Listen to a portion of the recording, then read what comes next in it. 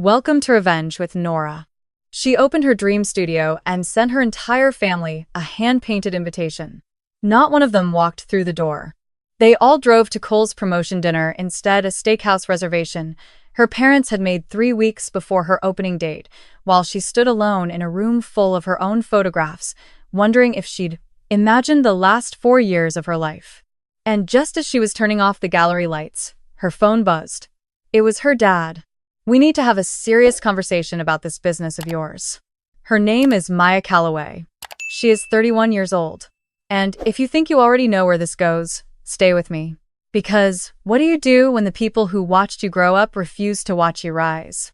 The studio smelled like fresh paint and cedar.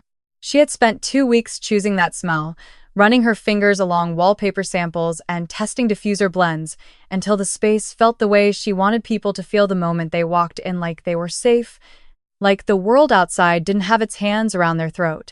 The walls held 43 photographs. 43 moments she had chased across 11 states, 3 countries, and one very unforgettable ice storm outside of Bozeman, Montana. Each one framed in oak she had sanded herself. Each one lit with a warm wash that made the images breathe. The champagne she had poured at 6 o'clock sat on the welcome table untouched. The cheese board her college roommate Danny had helped her assemble was still wrapped in plastic. The small handwritten cards she had placed on every photograph, names, dates, the stories behind each shot were unread. 3 clients she'd reached out to had come and gone by 7. They had been warm and generous with their words. But the seats reserved near the center of the room, the ones she had marked with small white labels she'd printed at home. Mom, Dad, Cole, Aunt Rhonda, Uncle Pete were empty at 7, and at 8, and at 9. She found out where they were at 9:14 when Cole posted to Instagram. The caption read, "Family first, always." The photo showed her mom holding a glass of red wine, her dad with his arm around Cole's shoulder, Aunt Rhonda laughing with her head thrown back, and Cole himself grinning beneath a banner that read, "Congratulations, Senior Manager." She recognized the restaurant in the background. Her dad had a standing reservation there. He had booked it on a Tuesday. She had mailed the invitations on a Thursday. They knew. They had known and gone anyway. She set her phone face down on the oak welcome table, walked slowly to the center of the room, and stood there for a long time between her photographs. The one of the woman in the red coat walking alone across a frozen lake in Minnesota. The one of the little boy pressing his forehead to a fogged-up window in a train station in Vermont. The one of 2 elderly hands interlaced on a hospital bedside table that had run in a regional magazine 2 years ago and changed the trajectory of everything for her. She looked at all of them, and then she looked at the 5 empty chairs. Then she read her dad's text again. "We need to have a serious conversation about this business of yours." She didn't ask what he meant. She already understood perfectly. Her father had spent 3 years making quiet suggestions about her retirement account, her mortgage, her pricing structure. He had a way of framing concern as wisdom and wisdom as control. What he wanted was a seat at the table she had built entirely without him. What he wanted was to arrive late and still feel like he was owed something. She typed back one sentence and pressed send before she could second-guess it. Effective immediately. "The studio has a strict no-family policy. No appointments, no discounts, and no exceptions. Have a good evening." She turned off the gallery lights herself. Her phone rang 4 times before she reached her car. She didn't answer. She was sitting in her kitchen at midnight when she heard a knock at her door. She already knew who it was before she reached the hallway. Cole had always had a talent for showing up after the damage was done, presenting himself as a peace offering while the smoke was still rising. He looked apologetic in the way people look apologetic when they're not actually sorry but want something. He was still dressed from the dinner. He smelled like the bourbon their dad ordered on special occasions. "I figured you'd want some company," he said, which was not an apology, and both of them knew it. She leaned against the door frame and waited. "Come on, Maya." It wasn't personal. Dad already had the reservation. "You know how he is about that place. He booked it after I mailed the invitations." Cole looked at his shoes. "People get busy. You knew the date for 8 months. I gave you 8 months. Look, honestly, Dad said it was probably just going to be a soft launch thing. Low-key, we didn't think. You didn't think my work deserved a 2-hour drive. He opened his mouth and closed it again. The honest answer, she said, is that you didn't think what I do counts. You've never thought it counts. Dad introduces me at family dinners as the creative one. Like, it's a polite way of saying I didn't turn out serious. Mom has been asking me when I'm going to get a real job since I was 24. And you, she stopped, steadied herself. You posted family first, always tonight. Under a photo without me in it. Cole stared past her into the hallway. Dad wants to help now. He said he'd look into some investment options. He thinks there's real potential. There it was. The whole architecture of the visit. Not guilt, not love, leverage. Tell Dad the studio is fully self-funded, she said, her voice even. Tell him the operating agreement is finalized and the IP on every image is mine. Tell him I have an attorney and I've already had that conversation. Cole blinked. You got a lawyer? I got a team. She tilted her head slightly. Funny what becomes possible when you stop asking permission. She closed the door.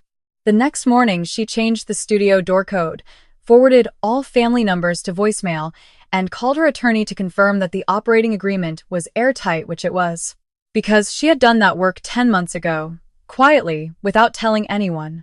Because she had learned a long time ago that the people closest to her had a tendency to mistake her confidence for naivety. Then she made a sign. It read, "Dear visitors, due to the warmth and support of this community, Iris Studio is now operating by appointment only. Walk-ins are welcome only if you actually showed up when it mattered. No exceptions for blood." She photographed it herself, posted it to the studio's Instagram with no caption. By noon, it had 4,000 shares. By evening, it had reached the kind of numbers that make your phone feel like it's vibrating on its own. The comments were staggering. This woman is everything. She protected her peace, and I've never respected anyone more. The last line is sending me. Her inbox filled with appointment requests. A food blogger who had been following her for years sent a DM that read simply, "Table for one. Tonight. I'll bring the audience." Her mom left a voicemail. The tone was sharp and short. "Maya, this is childish behavior, and it's embarrassing the family. You made your point. Now take it down before this gets worse." She didn't take it down. Instead, she opened the studio at 6 and welcomed a couple who had driven 40 minutes after seeing the post.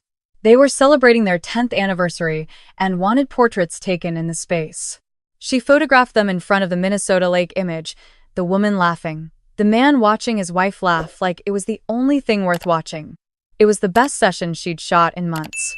When they left, she caught her reflection in the dark front glass. She didn't look wounded. She didn't look bitter. She looked clear. Her dad arrived at her apartment 2 days later. He did not go to the studio. He understood, she suspected, that the studio had cameras and a staff member who would recognize him. He came to the apartment at 10 in the morning. Suit jacket on, expression arranged into something between dignity and discomfort. "I'd like to talk like adults," he said when she opened the door. "Then talk," she said. She did not move aside. He exhaled slowly. "Your mother is hurt. Cole is confused. We all thought you were overreacting, and now there's a," he gestured vaguely into the air, "situation. You mean a public record of what happened?" That sign was aggressive, Maya. So, was booking a celebration dinner for Cole on the same night as my opening after I sent you an invitation with the date printed on it. He was quiet for a moment. Then, I was going to get involved financially. I've been looking into it. You mean equity. I mean helping. She reached behind her and lifted the folder she had left on the entry table that morning. Studio is incorporated. The LLC is under my name. Every contract, every licensing agreement, every usage right, all mine. She held the folder out. He didn't take it. I didn't need help. I needed you to show up. He looked at the folder. Then at her. You're making enemies out of people who love you. I'm making records, she said, out of people who didn't. He left without another word. At the bottom of the stairs, he turned once and said, in a tone she recognized from childhood, the one that was always meant to feel like a warning. You'll regret burning these bridges, Maya. She stood in the doorway. Then I'll build new ones. She shut the door and stood in the silence of her own apartment. And for the first time in what felt like years, she felt the specific quiet that comes when you stop waiting for someone else's approval to believe your own life is real. That night, 12 new appointment requests came in, and a message from Cole that said only, "They're talking. I think it's going to get ugly. Watch yourself." She stared at it for a long time. Then she made herself dinner and went to sleep. The first review appeared on a Thursday morning. 1 star. Studio owner was dismissive, and the lighting in the prints was amateurish. She checked the log. No appointment under that name. No record of a visit. Then a second review appeared. Then a third. By 10 o'clock there were 7, all from the same window of time. All with the same slightly clinical language that felt nothing like the way a disappointed customer actually writes. Staff was inattentive. Overpriced for the quality. She had one staff member. His name was Julian, and he had a waiting list of personal clients who booked him by name. She recognized the architecture. She had seen it before in smaller forms, the quiet suggestion dropped at family dinners, the soft undermining wrapped in concern. This was the same thing at scale. She called her attorney. Then she called a photographer friend named Rachel, who had once written a long piece about her for a regional arts publication. Rachel answered on the second ring. "I think somebody is running a review campaign against you," Rachel said after Maya had explained. "Can I write something?" "Yes," Maya said. "Get it right." The piece ran the following morning. The headline was clean and direct. Behind the lens, how one photographer fought back against a coordinated smear.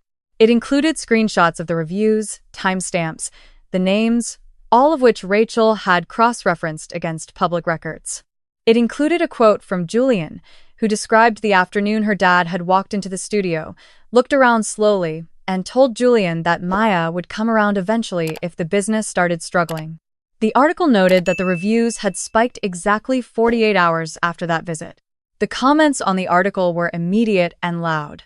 The audacity of a family like this. She built something beautiful, and they tried to take a wrecking ball to it. "I live 3 states away, and I just booked an appointment." By the afternoon, the piece had been shared 10,000 times. A lifestyle newsletter with a significant following ran it the same evening under the headline "The Photographer Who Refused to Be Dimmed."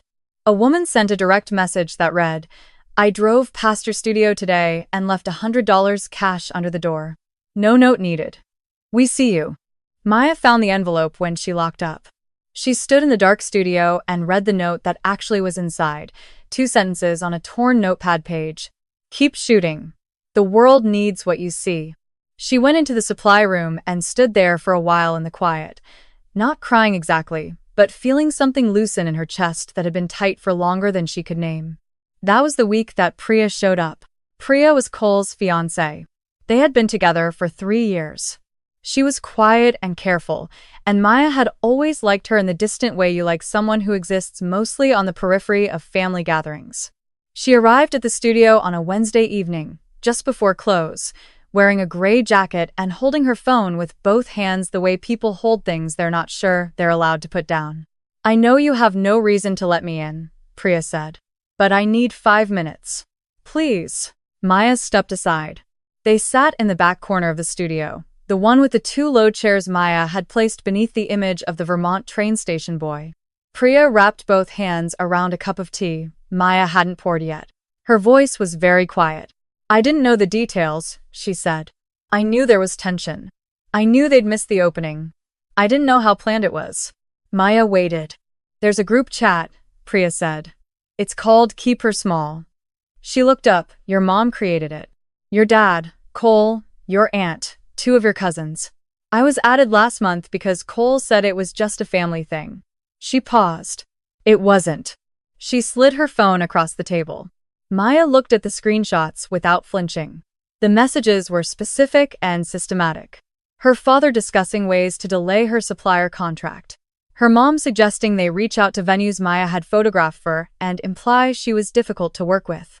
Cole writing, in very plain language, "If the studio doesn't turn a profit in 6 months, she'll fold and come back to reality." Her aunt responding with a thumbs up emoji.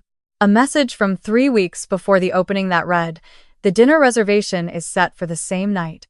She'll understand eventually that we can't always drop everything. Priya cleared her throat. I confronted Cole last night. He said it was just the family trying to manage a situation. She looked at Maya directly. I don't want to marry someone who thinks his sister is a situation to be managed. She slid the phone another inch across the table. If you want to use any of this, Priya said, you have my full permission. Maya looked at the phone. Then, at Priya. You didn't have to come here, Maya said. I know. Priya's voice was very steady. But I've watched you for 3 years. I watched you save to rent that space. I watched you drive 6 hours to photograph a stranger's wedding when your regular clients couldn't pay. I watched you build this by yourself, and I watched them treat it like a hobby. She stood, picked up her jacket. You deserved better than all of them, including me, for staying quiet this long. After she left, Maya sat alone with the phone in front of her for a long time. Not because she was deciding whether to act. She had already decided. She was deciding how. Because the goal was never noise. The goal was never to cause a scene that her family could then reframe as proof of her instability. The goal was accuracy, permanence.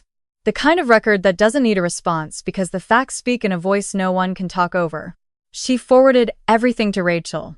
The headline broke at 8:40 the following morning. Rachel had done the work carefully and completely. Family of local photographer ran coordinated campaign to undermine her business messages, confirm. The screenshots were embedded in the article. The group chat name was in the subheading. The message about the dinner reservation. The one that made it clear they had deliberately chosen that night was in the 3rd paragraph.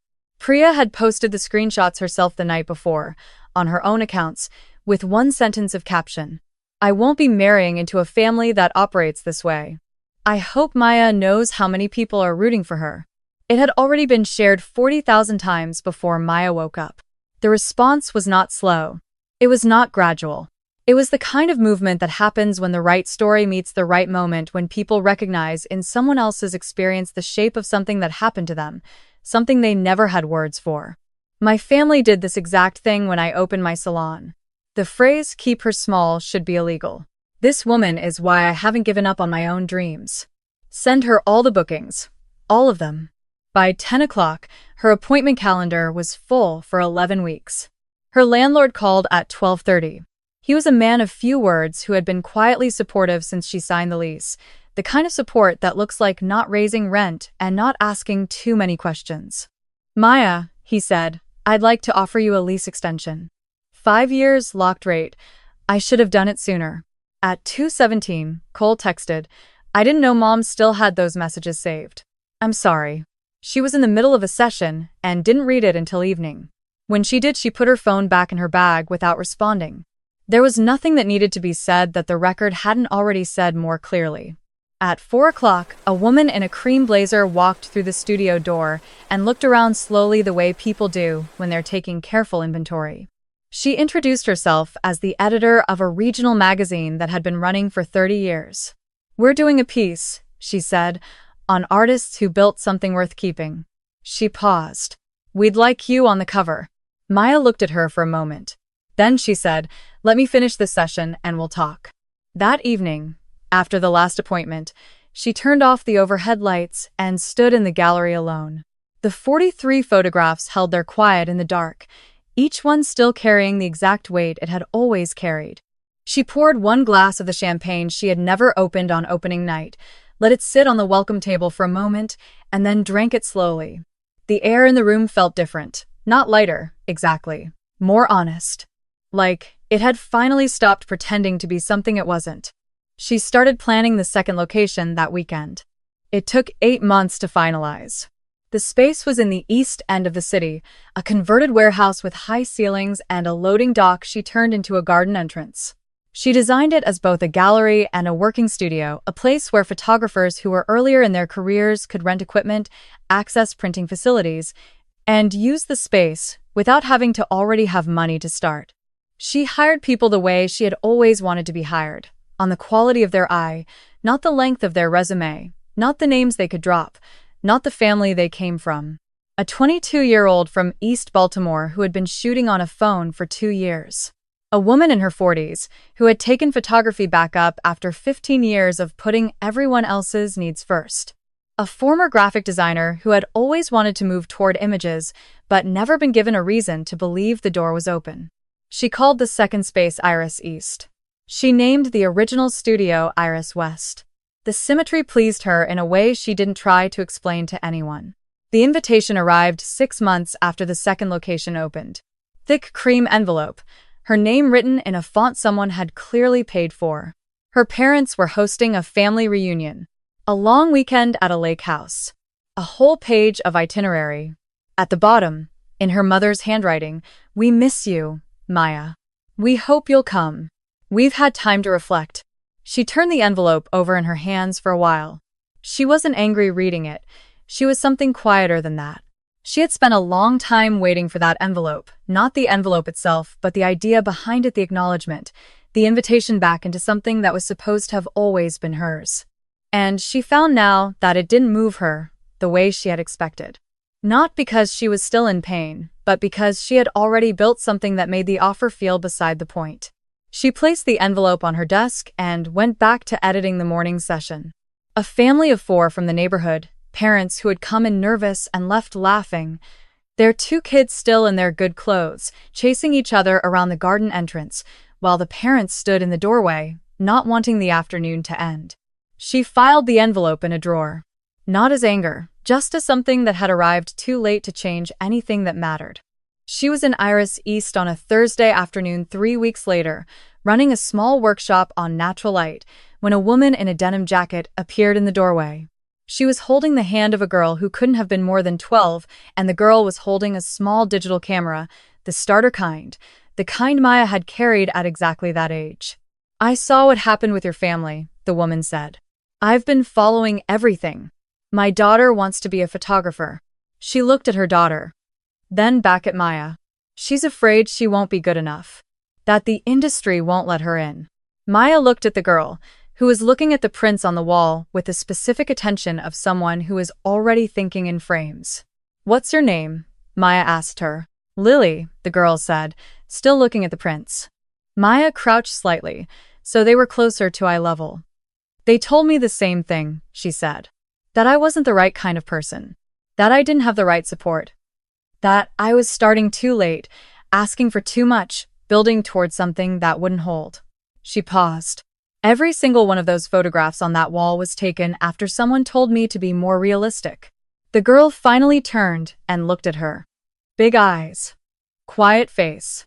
The particular seriousness of a kid who has already heard more discouragement than she should have. "You want to see the studio?" Maya asked. Lily nodded. Maya stood up, gestured toward the back of the space. "Then come on. I'll show you where it actually starts."